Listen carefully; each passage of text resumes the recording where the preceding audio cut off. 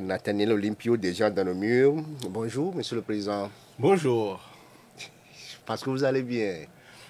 Écoutez, on rend grâce d'avoir une bonne santé et je profite également de ce micro pour souhaiter une très bonne santé à tous les Togolais.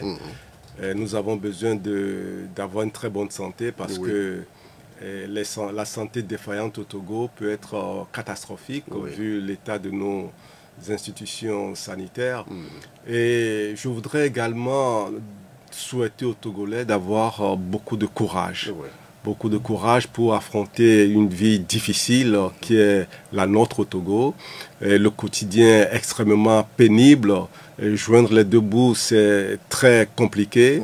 Et il faut donc beaucoup de courage et beaucoup de persévérance. Ok, on va aller progressivement avec d'abord le vœu que vous avez adressé à vos militants et au peuple togolais. Mais avant, hier, on a appris le décès encore d'une personnalité de taille au sein des forces armées togolais, le général Wala. Vous l'avez connu certainement. Écoutez, il a été général de la République. Je ne le connais pas personnellement. Mais mes condoléances à sa famille et que la terre lui soit légère. En 2000, on a vu le rôle combien important il a eu à jouer avec le président Feu Jean Assingbe Yadema au poste stratégique de la sécurité dans notre pays. Oui, c'est vrai qu'en tant que général, il a posé les actes qui relevaient de ses responsabilités. Et les Togolais n'oublieront pas, sans doute, et l'histoire jugera par la suite ce que chacun a posé comme acte durant l'exercice de ses fonctions. Ok, donc que la terre lui soit légère et la condoléance à sa famille biologique et aux forces armées togolaises. Nous sommes en 2025 et dans votre adresse, vous l'avez dit que c'est une année déterminante, mais avant d'aller avec cette nouvelle année, 2024, globalement, que retenez-vous? Quel bilan, petit bilan peut-on faire au niveau de la classe politique de l'opposition togolaise avant d'annoncer les couleurs de cette nouvelle année? Monsieur Nathaniel Olympio. Je pense que l'année 2024 a été l'une des plus pénibles pour les Togolais. Sur le plan social particulièrement, cette année a marqué une dégradation du niveau de vie des Togolais. Parce que nous avons été tous confrontés à une cherté de la vie qui n'a pas facilité l'existence. Je dis bien l'existence parce que beaucoup de familles ne sont plus capables de se nourrir 2 fois par jour, de se nourrir correctement. Et je ne parle même pas de la qualité de la nourriture. Et souvent, il s'agissait simplement de remplir le ventre pour ne pas sentir la faim nous ronger à l'intérieur. Donc cette année 2024 a été très pénible. Ensuite, il faut également noter que de manière générale, il y avait une tension permanente dans le pays. Et quand vous circulez dans les rues de Lomé, par exemple, on voit comment les gens sont tendus, les gens sont angoissés, les gens sont stressés, si bien que les relations même entre les automobilistes sont toujours dans une tension permanente. Parce que les gens vivent dans une anxiété. Les gens ont la peur du lendemain. Qu'est-ce qui va se passer demain? Comment en est-on arrivé là, M. Olympio? On en est arrivé là simplement parce que c'est 20 années d'une gouvernance qui n'a pas pris le soin de s'occuper des Togolais. Pendant 20 ans, on a vu la dégradation s'accentuer année après année. Et on le constate sur le plan politique. L'effet catastrophique, ce que j'ai l'habitude d'appeler le désordre institutionnel qui s'est répandu dans le pays comme une traînée de poudre, c'est cette affaire incompréhensible de changement de constitution. Aucun Togolais ne comprend pourquoi un beau matin, ils se sont levés et ils ont dit nous changeons la Constitution sans même en parler à qui que ce soit. Et je dis que c'est un grand désordre parce que nous avions déjà une crise politique permanente dans le Togo. Mais ce changement de constitution est venu ajouter ce que j'appelle une crise de pouvoir. Parce que au sein même du parti au pouvoir, des gens ne sont pas contents. Les gens ne sont pas contents parce que chacun des collaborateurs, des proches collaborateurs du chef de l'État, eh bien, ils étaient dans leur petit calcul en se disant leur président va se présenter en 2025 et il fera encore un mandat de 5 ans. Et au bout de 5 ans, c'est-à-dire en 2030, eh bien, tous ceux qui sont des ambitieux autour du chef de l'État, eh bien, chacun pense que 2030, ce sera son tour. Donc, et c'est légitime, hein, on ne peut le reprocher à personne. Sauf que leur grand Manitou avait tout un autre plan. Et il a fait comprendre à tout le monde qu'aucun d'entre eux n'a le droit d'espérer être président de la République. Et donc, si on vous comprend bien, l'entourage même du chef de l'État est surpris par... Non seulement surpris, non seulement surpris, mais ils sont déçus parce qu'ils se rendent compte qu'ils ont été utilisés pendant les 20 dernières années. Donc, vous voyez, il y a donc une crise de pouvoir qui s'est ajoutée à la crise politique permanente que nous avons. C'est le désordre total au sein de notre classe politique. Donc, si on vous comprend bien, l'élément majeur de cette année 2024 reste cette nouvelle constitution qui a exacerbé les crises politiques que le Togo connaît depuis. Mais au-delà de tout, c'est cette même année que vous avez créé le 26 mars 2024 le Front Touche pas à ma Constitution. C'est pour sauver, entre griffes, la Constitution de 1992, publicité par le peuple togolais. Avez-vous l'espoir aujourd'hui qu'elle n'ait pas touché cette Constitution? Le Front Touche pas à ma Constitution a été mis en place le 22 mars. Et vous voyez, le pouvoir togolais s'est donné une année pour mettre en place leur nouvelle république. Ça veut dire que rien n'est fait. C'est pour ça qu'il faut continuer. Il faut intensément continuer à s'opposer à ce projet funeste.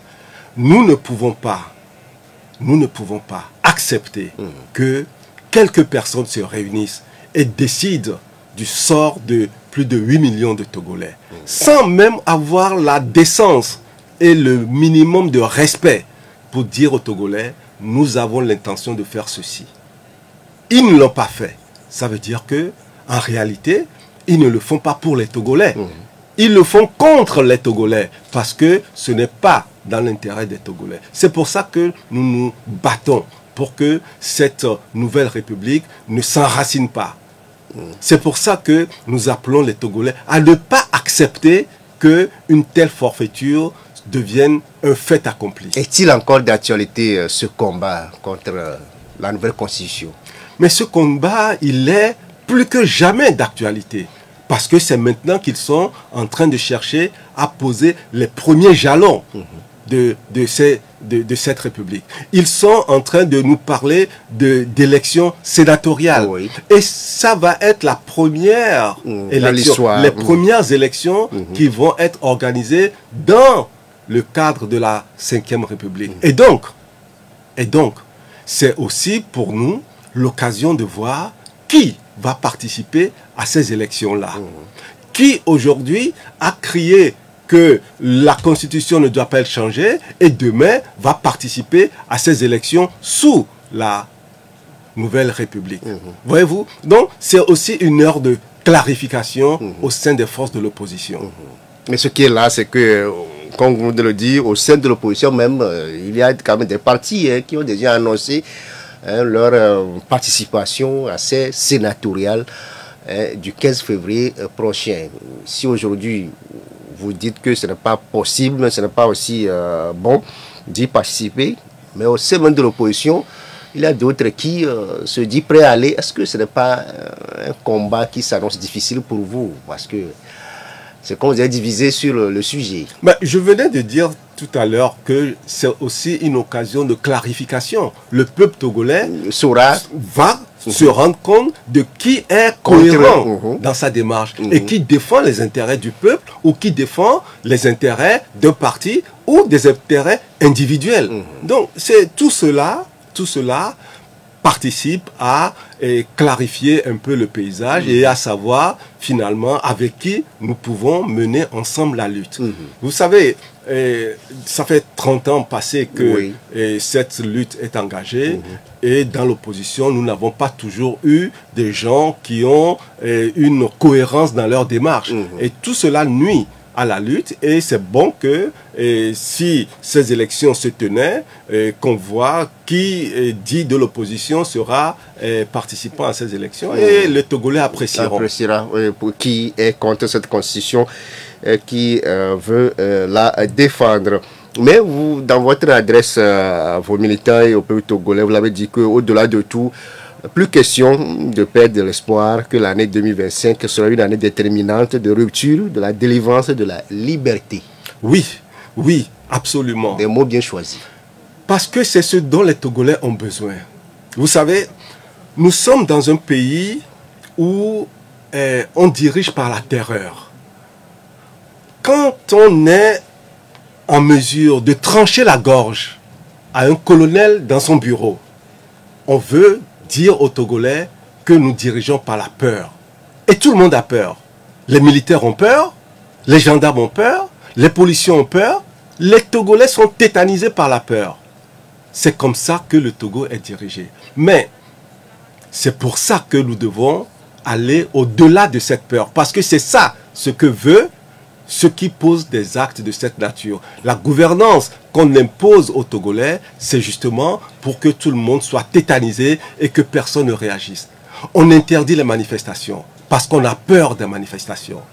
Et c'est ça que les Togolais doivent comprendre. Finalement, qui a plus peur que l'autre? Mais ce sont les gens qui sont au pouvoir qui ont peur. Ce sont eux qui ont peur de perdre le pouvoir. Donc nous, bien sûr, ils dirigent par la terreur, mais nous devons aller au-delà de cette crainte. Parce que c'est nous, peuple togolais, qui avons la souveraineté. C'est nous, peuple togolais, qui avons le dernier mot. Nous devons donc nous ressaisir et transcender, dépasser la peur qu'on cherche à mettre dans notre cœur. Au-delà de ça, quels sont les autres points que vous avez abordés dans votre message aux Togolais à cette année? Ce que nous avons partagé avec les Togolais, c'est que tout le monde a conscience que l'année 2024 a été extrêmement difficile. Et quand on voit sur le plan social que pour nourrir des familles, des parents, des pères et des mères ont été obligés d'aller chercher du riz avarié sur un dépotoir, ça veut dire que nous avons atteint le fond de la misère. Et quand on atteint le fond de la misère, il nous faut le courage pour nous relever et pour nous dresser contre tout ce qui nous met dans ces conditions. C'est-à-dire cette gouvernance qui ne tient pas compte du peuple togolais. C'est-à-dire cette gouvernance qui prive les Togolais de leur liberté. C'est-à-dire cette gouvernance qui fait que les Togolais s'appauvrissent chaque jour. Je lisais récemment le document sur le budget national qui a été voté récemment dans des conditions complètement inacceptables, soit dit en passant. Inacceptable?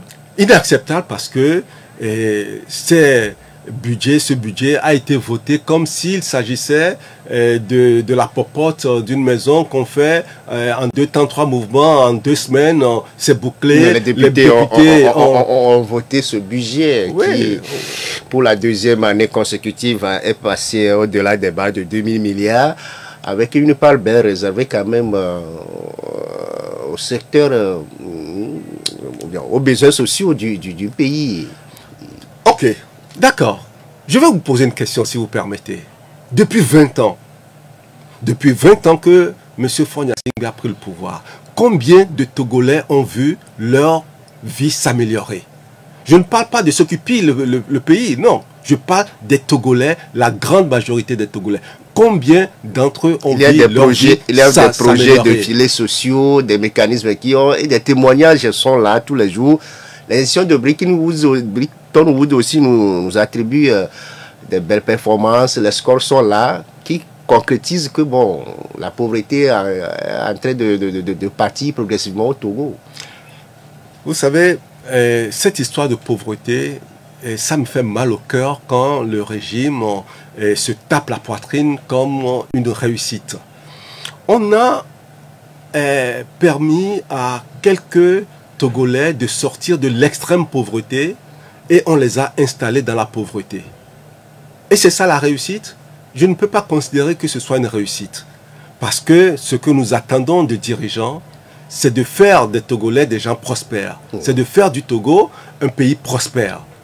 Est-ce qu'en 20 ans, les jeunes qui avaient, je dirais, 20 ans en 2005 et qui ont 40 ans aujourd'hui, est-ce qu'ils ont vu leur rêve de 20 ans se réaliser? Je ne le crois pas.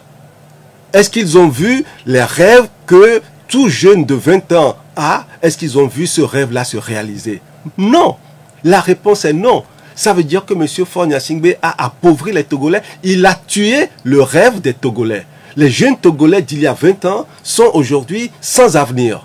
Parce que on leur a bouché l'avenir, on ne leur a pas donné l'occasion de s'épanouir et de réaliser ce que la jeunesse, la force de la jeunesse permet de construire. C'est un échec et il faut le reconnaître.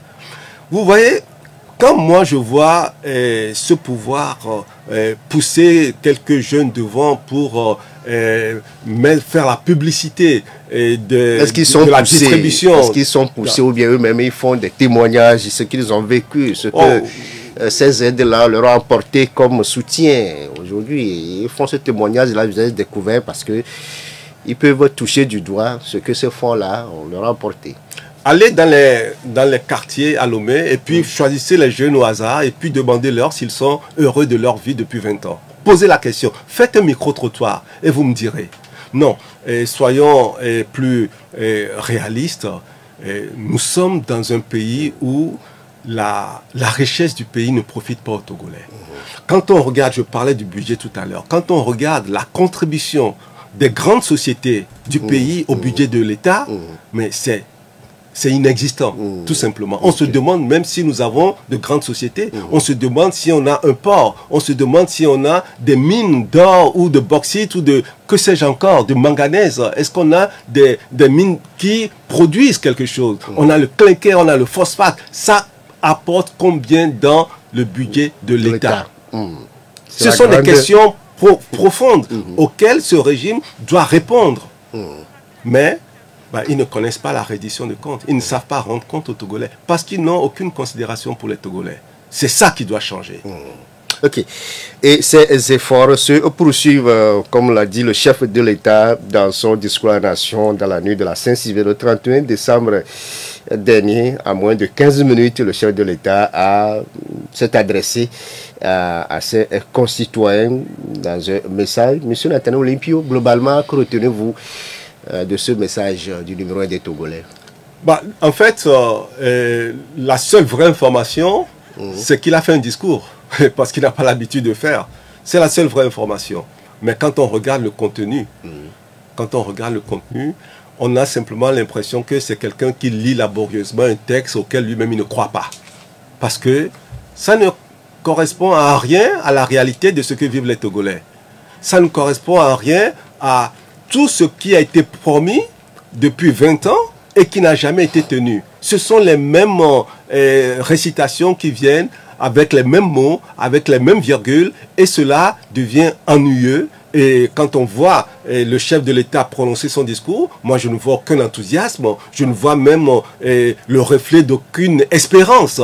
C'est simplement quelqu'un qui s'est senti dans l'obligation de prononcer un discours et il prononce un discours qui est loin de la réalité, qui est loin de la vie des Togolais. Il n'a pas parlé des choses qui préoccupent les Togolais. Il n'a jamais mentionné que des Togolais se sont nourris sur les dépotoirs. Il n'a jamais parlé des choses comme ça parce que ça ne le préoccupe pas. Alors que c'est ça la vraie vie des Togolais.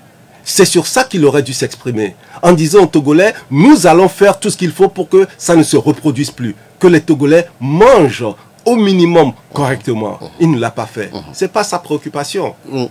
Alors, il est parti d'abord de la conjoncture internationale avec les guerres israélo-palestiniennes, russo-ukrainiennes, qui ont des conséquences sur l'Afrique aussi. Mais au-delà de ça, le chef de l'État a touché le domaine de l'eau, de la vie chère, de l'éducation, de la santé, de l'agriculture, ou ce domaine-là dans lequel le Togo a investi énormément sur l'Athénée Olympio. La guerre en Ukraine a commencé en 2022, je crois. D'accord.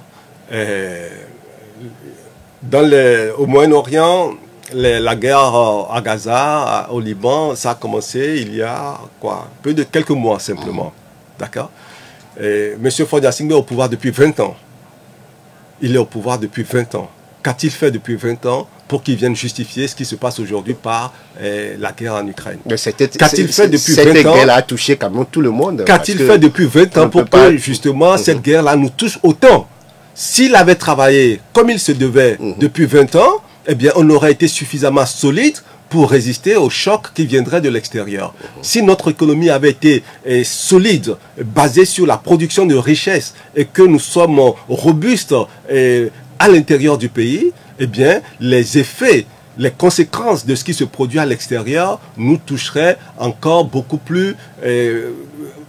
moins. D'accord? Ce n'est pas le cas. C'est justement parce que nous sommes une économie fragile que le moindre souffle de vent qui vient de l'extérieur devient une tempête pour nous. Et ça balaye tout devant. Vous voyez, ce que moi, je note, c'est quoi? C'est que quand le chef de l'État parle de l'eau, de l'électricité, des hôpitaux. Pour l'eau, 350 ouvrages hydrauliques sur la période 2020-2024 avec 3000 ouvrages réalisés dans le secteur de l'eau, dans le secteur agricole. Sur le budget de l'année dernière, 10 milliards ont été accordés à 149 000 producteurs agricoles. La subvention de l'achat de l'engrais, 17 milliards 900 millions. 400 tracteurs agricoles déployés avec 3500 kits d'irrigation qui ont été distribués au monde agricole. Ça veut dire que le chef de l'État est conscient que bon, c'est un moteur de développement, le secteur agricole. Vous savez combien de projets de développement du secteur agricole ont été lancés depuis ces 20 dernières années? Les projets se suivent et se ressemblent. Et à chaque fois, c'est toujours la même chose, il n'y a pas de résultat. Parce qu'on ne fait pas le bilan des choses passées et on ne fait qu'avancer les projets les uns après les autres sans faire de bilan. Et le contexte qu'il a décrit, ce contexte-là, c'est quoi les résultats? Les résultats, c'est que dans les préfectures de la région des Savanes, par exemple, on a plus de 33% des jeunes qui sont au chômage. 33% des jeunes sont au chômage dans la région des Savanes. D'où tenez-vous ce chiffre? Mais ce sont les chiffres de l'INSEE, des statistiques togolaises. Ce sont leurs chiffres. Mais là, un programme, plus de 33%, excusez-moi. Le programme Pulse aujourd'hui pour la région de Savane est en marche avec beaucoup d'évolution. Je vous donne ce chiffre en dépit du programme Pulse. D'accord? Ce ne sont pas mes chiffres, ce sont les chiffres, les statistiques officielles. Première chose. Deuxième chose, nous avons toujours dans la même région des Savanes, plus de 76% des Togolais vivent en dessous du seuil de pauvreté. Plus de 76%, c'est quasiment toute la population qui vit en dessous du seuil de pauvreté. Ce sont ça les réalités. Mais vous allez me dire que je me cantonne à la région des Savanes? Ok, venons à Lomé, la capitale. La pauvreté dans la capitale n'arrête pas d'augmenter. Il y a quelques années, nous étions à 28% de pauvres à Lomé, dans le Grand Lomé. Eh bien, aujourd'hui, nous sommes à 34%. Ça veut dire que ça augmente dans la capitale. Donc, vous pouvez imaginer ce qui se passe à l'intérieur du pays. Donc, ça, ce sont des faits. Mais les derniers recensements généraux de la population dit le contraire de ce que vous avancez, M. Olympio. Les chiffres que je vous donne, ce sont les chiffres officiels. Ne me dites pas que ça dit le contraire. Ce sont les chiffres officiels. Ce ne sont pas les chiffres que Nathaniel Olympio a produits. Pas du tout. Ce qu'il est bon de noter, c'est que on ne peut pas simplement mettre l'effort sur un pan de la population en disant ceux-là, nous allons les aider à s'en sortir et on oublie l'ensemble de la population togolaise. Quand on dirige un pays, on dirige pour tout le monde, pour que tout le monde soit prospère. D'accord? Et moi, ce que je constate, c'est que en fin d'année, le chef de l'État se contente de dire « moi, je fais un cadeau aux fonctionnaires ». Je leur donne 60 000 francs. Très bien, 60 000 francs, c'est toujours 60 000 francs de plus dans le portefeuille. Mais il y a aussi réduit considérablement le prix de l'électricité. Et une fois passé, la période des fêtes, les Togolais peuvent encore aller sur les dépotoirs pour prendre du riz avarié, c'est ça? Non, il faut être plus proche des Togolais. Mais par rapport à la vie chère, M. Olympio, au-delà de ces 60 000 francs accordés aux fonctionnaires, aux forces de défense de sécurité et d'autres couches, le chef de l'État est revenu sur la baisse du coût de transport, le contrôle des prix de première nécessité, le dialogue entre importateurs et grossistes, la prime spéciale, vous venez de l'évoquer en fin d'année, et puis la réduction des tarifs d'électricité qui va profiter à 1 million des Togolais. Vous savez, le tarif de l'électricité au Togo est l'un des plus élevés dans la sous-région, extrêmement élevé. Donc, oui, il y a eu cette réduction, mais c'est peu. Ça doit diminuer davantage. On doit encore baisser parce que le coût de l'électricité est trop élevé. Et en plus, ce n'est même pas de l'électricité que nous avons de manière correcte, en continu, et avec tous les délestages que nous avons, toutes les coupures que nous avons et les conséquences que ça produit sur les familles. Les frigos qui sont grillés, les produits qui sont dans les frigos et qui sont gâtés. Et les gens qui perdent ceux qui ont les frigos et qui vendent des produits congelés, ils perdent leurs produits. Tout cela, ce sont des réalités dont on ne parle pas. Alors que l'électricité, c'est le minimum qu'on doit donner à une population. Et si on veut développer le pays, on veut ouvrir des usines, des industries, il nous faut de l'énergie. Depuis 20 ans, qu'est-ce que M. Faure Gnassingbé a fait pour que nous soyons encore aujourd'hui à avoir des problèmes d'électricité? Qu'a-t-il fait? Alors qu'il y a eu des plans qui ont été annoncés avec tambour et trompette. Le PND a été annoncé dans ce pays, mais ils ont fait le tour du monde pour dire que ça y est, nous sommes devenus le pays le plus prospère de la planète. Résultat des courses, il n'y a rien du tout. Il n'y a même pas d'énergie. Comment les gens peuvent venir investir au Togo? Ok. D'autres secteurs aussi qui ont été pris en compte par le chef de l'État, c'est le secteur de l'éducation et de la santé. C'est vrai que les deux secteurs ont été touchés par des révolutions, des rénovations. Ces derniers temps, M. Nathan Olympio, si vous voyez ces deux secteurs-là, jadis décriés par la population, des efforts se font du côté du pouvoir. Est-ce que c'est visible aussi chez vous? Allez devant le CHU de Tocoin faire un micro-trottoir et puis les gens vous diront ce qu'ils pensent. C'est aussi simple que ça. Non, rien n'est visible.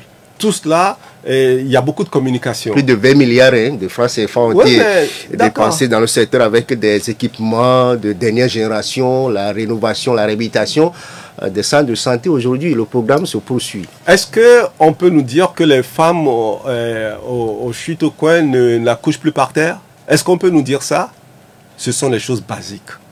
D'accord? Donc, il ne faut pas qu'on vienne se frapper la poitrine parce que on aura acheté un équipement par-ci, un équipement par-là. Mais pourquoi vous voyez tout en noir, M. Olympio? Mais parce que c'est la réalité des Togolais. Si ça n'est pas la vôtre, la plupart des Togolais sont dans cette situation-là. Et on nous parle de centres de santé et de proximité, mais quand vous allez dans les centres de santé, vous n'avez pas d'argent, vous avez des difficultés à vous faire soigner. C'est ça la réalité. Et moi, ce qui m'intéresse aujourd'hui, c'est de voir ce régime mettre en place une politique qui apporte des solutions aux Togolais, pas de la communication. Il faut sortir de ce schéma-là. Ils ont l'obligation, parce qu'ils ont pris le pouvoir, ils ont gardé le pouvoir, il faut au moins qu'ils fassent que les Togolais soient dans une vie digne. Ils ne le font pas. Et pourtant, nous avons quand même pas mal de ressources qui peuvent permettre que ce peuple d'à peine 8 millions d'habitants, on puisse partager la richesse. Mais si ce sont les mêmes personnes qui vivent dans l'opulence, qui boivent le champagne et pendant les fêtes, alors que les autres n'arrivent pas à se nourrir pour survivre, mais c'est dans quel pays vivons-nous? Un jour, ça va exploser. Parce que la pauvreté, ça pousse à exprimer de manière vigoureuse la souffrance qu'on endure. C'est ça ce qui nous pend au nez. Et si le pouvoir n'anticipe pas, s'il laisse les Togolais continuer de sombrer dans cette misère-là, eh bien, la misère ne retient plus les gens. Les gens vont un jour exploser de colère. Et c'est ça qu'il faut éviter. Et c'est à ça que j'invite le chef de l'État en personne, à prendre ses responsabilités. Pour que le Togolais ne soit pas maintenu dans une misère perpétuelle. Il faut que nous ayons la tête qui sort de l'eau et que les gens sentent que, oui, cette année, j'ai progressé. L'année suivante, j'ai progressé. C'est ça qu'on attendait depuis 20 ans, que nous n'avons pas eu. Ok, sur le plan politique, le chef de l'État a fait seulement une seule annonce, les élections sénatoriales qui sont prévues pour le 15 février prochain. 2025 marquera un renouveau de notre vie démocratique.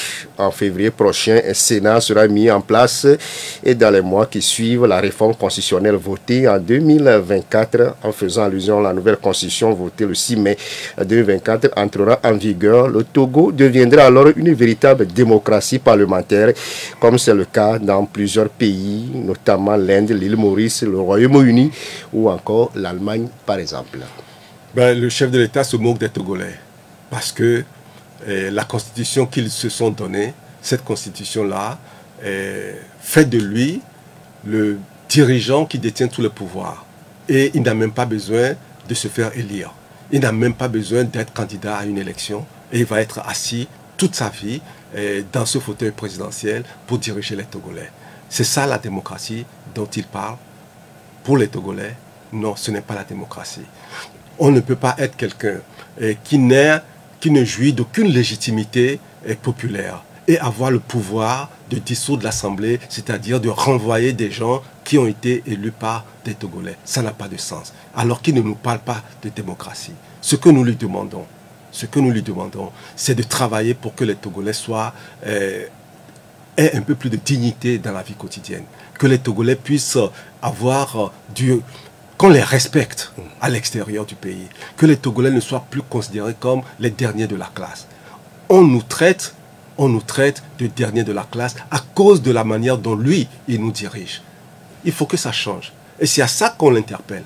Il faut qu'il fasse preuve d'ouverture. Il faut qu'ils se disent que les Togolais ont besoin de respirer, d'avoir un peu plus de liberté et d'avoir le droit de s'exprimer. Fait de la libération des détenus politiques l'un de ses priorités. Mais on l'a remarqué le 27 décembre dernier, le chef de l'État a accordé la grâce présidentielle à 1104 détenus en fin de peine. Monsieur Nathalie Olympio, la politique visait à désengorger les lieux de détention. Nous savons que ces lieux sont surpeuplés. Mais au jour d'aujourd'hui, quel est le sort réservé à ces détenus politiques? Est-ce qu'ils figurent parmi les plus de 1000 libérés? Non, à ce que je sache, aucun détenu politique n'a bénéficié de cette grâce parce que déjà, comme vous dites, c'est une grâce présidentielle. Une grâce ne s'accorde qu'à une personne qui a déjà été condamnée. Et sachant que la très grande majorité des détenus politiques ne sont même pas passés devant le juge pour avoir un procès. Donc, ils ne peuvent même pas jouir d'une grâce présidentielle. D'accord. C'est ça qui est triste parce que quand on reproche quelque chose à un citoyen, il a le droit d'avoir un procès, un procès qui lui permet de se défendre et que la justice puisse s'exprimer. Mais nous avons des gens qui sont en prison, pour certains depuis 6 ans. 6 ans, ils sont en prison et ils n'ont jamais eu de procès. Voyez-vous, d'autres ont bénéficié de décisions de la Cour de justice, de la CEDEAO. Des décisions qui donnent leur libération immédiate. Eh bien, malgré cela, ces personnes sont encore maintenues en prison. La Cour de justice de la CEDEAO a reconnu des actes de torture sur certains détenus politiques. Et dans la loi, après cette reconnaissance de torture, les personnes doivent être immédiatement libérées. Ces personnes ne sont toujours pas libérées. Donc, vous voyez que le pouvoir crie partout qu'il n'y a pas de détenus politiques. Mais quand on voit les faits, Et je suis désolé, mais les faits sont têtus. Quand on voit les faits, il s'agit bel et bien de personnes qui ne sont pas des détenus de droit commun, mais des détenus politiques. C'est pour ça que, encore une fois, nous interpellons le chef de l'État pour que on ne fasse pas de la justice un instrument de résolution de problèmes politiques. Quand il y a des problèmes politiques, il faut qu'on les règle de manière politique. Mais il ne faut pas qu'on soit toujours dans la peur qu'on veut créer, dans la souffrance qu'on veut infliger aux autres pour que les gens s'auto-censurent finalement de peur d'aller en prison. C'est la même chose qu'on fait aux journalistes. On est sur le dos des journalistes. La HAC est toujours en train de piller. Quand vous invitez quelqu'un, on le surveille. Qu'est-ce qu'il dit? Est-ce qu'on va pouvoir fermer cette émission? Est-ce qu'on va pouvoir sanctionner ce journaliste? Comme si c'était un trophée. Non, la HAC, ce n'est pas son rôle. De piller, de surveiller, comme pour à chaque fois on brandit le bâton. Mais si les citoyens ne peuvent pas exprimer ce qu'ils ont au fond d'eux, mais c'est de cette même manière que on éteint le génie créateur des Togolais. Les Togolais ne peuvent pas exprimer le génie créateur qui est en leur fond, parce qu'on les étouffe, on ne leur donne pas la liberté. Vous savez... Mais au-delà de ça, vous continuez le combat de demander la libération de ces détenus politiques là au sein du Front Touche pas ma constitution. Je vais terminer ce que je disais. Vous savez, la force et l'énergie qui permet à un citoyen de contester des décisions politiques, c'est la même énergie qui lui permet de créer ce qui va faire la richesse du Togo. Mais si on l'empêche d'exprimer ce qu'il a au fond de lui, eh bien, on l'empêche en même temps d'être contributeur de création de richesse. C'est comme ça. Donc, il faut que ce régime libère l'énergie des Togolais pour qu'on puisse s'épanouir. Pour ce qui concerne les détenus politiques, oui, les détenus politiques, ils sont malgré eux des martyrs. Ce sont pour nous des héros parce qu'ils sont en prison en défendant, nous, notre liberté. C'est pour ça que nous n'allons jamais arrêter de nous battre pour leur cause. J'ai l'habitude de dire que nous n'avons pas la clé de leur cellule en main. Mais nous avons au minimum le devoir de continuer de parler de ça, de ne pas les laisser dans l'oubli, de continuer à nous battre pour que on puisse enfin obtenir leur libération. C'est un devoir pour tous les Togolais et j'appelle tous les Togolais à s'intéresser au sort des détenus politiques. Aujourd'hui, ils sont au minimum 93 dans les prisons togolaises. Et il faut qu'on fasse en sorte que le Togo n'ait plus aucun détenu politique. Entre-temps, vous avez initié un programme à l'endroit des enfants de ces détenus-là. On l'a appris à la reprise des classes. Vous avez pensé offrir des kits scolaires à ces enfants. Vous devez commencer à se coder, mais ça a été interdit par les autorités aujourd'hui. Où en êtes-vous avec ce programme pour les fêtes de fin d'année? Est-ce que vous avez fait quand même ce geste-là aussi à l'endroit de ces enfants-là? Alors, d'abord, pour la rentrée scolaire, ce n'est pas à Sokodé qu'on a commencé. On a d'abord commencé à Lomé.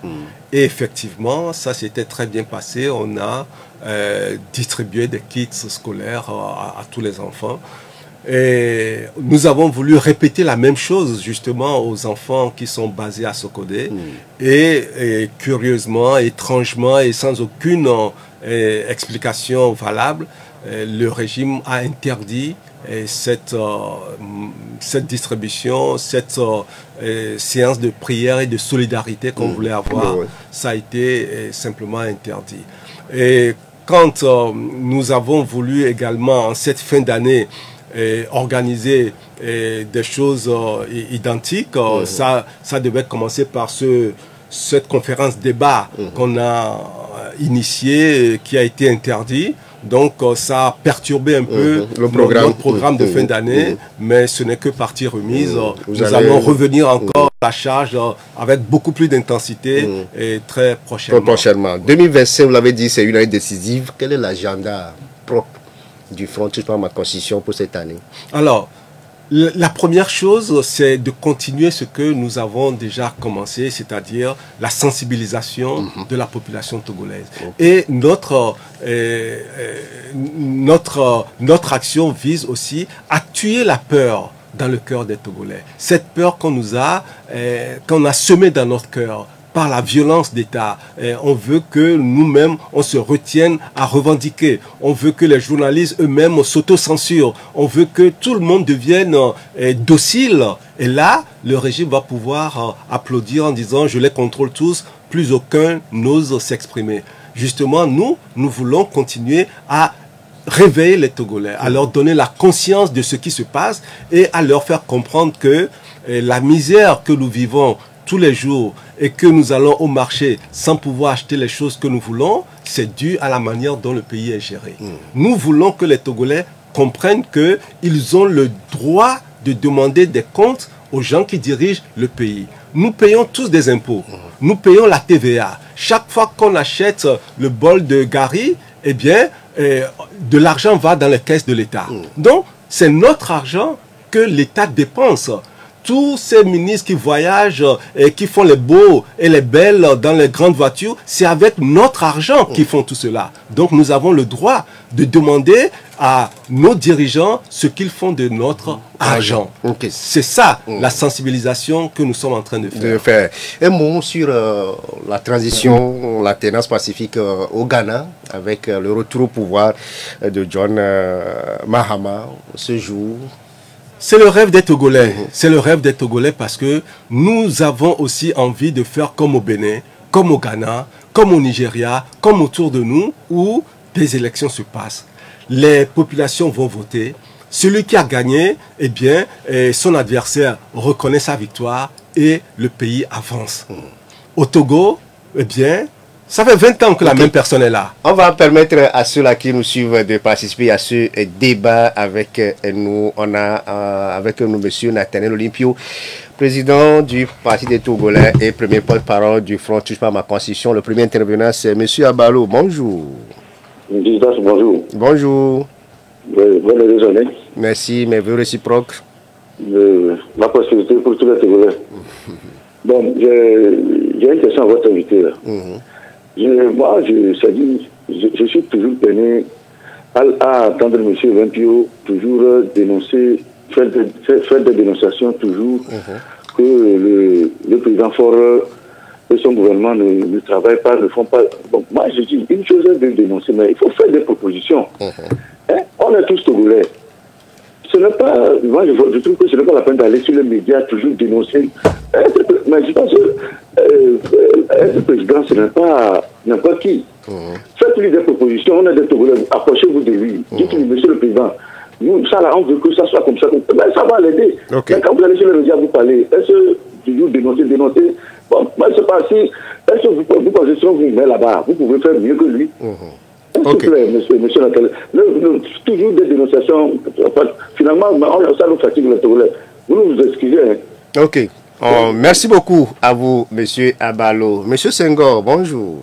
Ouais, bonjour. Bonjour, bon, grand frère Olympio, bonjour. Bonjour. Je vous souhaite la santé. Hein. Je vous souhaite la santé. Merci beaucoup. Merci. Merci beaucoup. Bon, vous savez, monsieur Olympio, chez moi, en pays Kabien, il y a un dicton qui dit, si tu veux mettre l'igname dans le feu et que tu ne veux pas que ça soit grillé, hein, ça ne serait pas ce que tu veux, ça ne va pas se faire que toi. Un terme clair. Bon, deuxième institut, monsieur Olympio.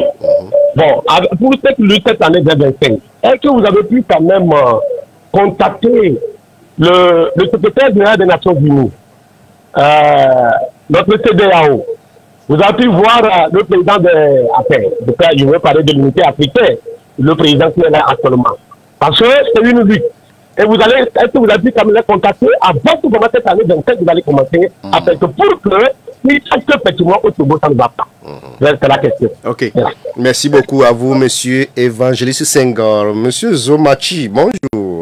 Oui, moi c'est Togbi Zomachi. Togbi Zomachi. Togbi Zomachi, oui. J'ai une préoccupation là. Oui. Quand on nous dit chaque fois le Parlement de l'Asie ou de l'île Maurice moi, je voudrais savoir si nos gens sont partis là-bas disséquer cette assemblée ou bien ce parlement-là, voir comment ça se passe. Est-ce que c'est un contre 100 et autres, afin de nous parler des trucs comme ça. Okay. Les gens sont à côté de nous, on ne prend pas le truc, on va à l'île Moïse, anarchie, c'est rigolo ça. Okay. Merci. Merci beaucoup à vous, Togboui Zoumati. C'est fini pour les interventions.